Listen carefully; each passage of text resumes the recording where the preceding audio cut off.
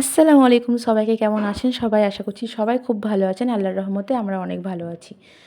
তো আজকে আমি বানাবো চাউমিন আমার নিজের স্টাইলে।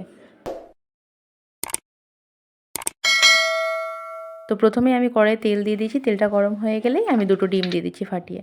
দুটো ডিম দেওয়ার পরে ওখানে একটু লবণ দিয়ে আমি নেড়েচেড়ে ডিম ভুজিয়াগুলো তুলে নিলাম। কড়াইয়ে আবার তেল দিলাম, তেল দেওয়ার পর একটু আদা রসুন কুচি দিলাম।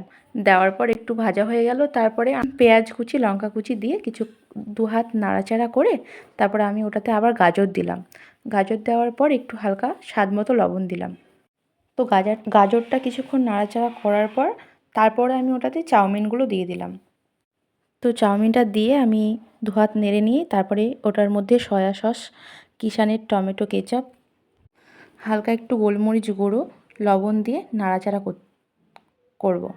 তো দেখতে পাচ্ছেন নাড়াচাড়া করে। আর হ্যাঁ, আমি একটু এটার মধ্যে চিনিও দিয়েছি, যেটা আমার স্কিপ হয়ে গেছে, ভিডিও করা হয়নি।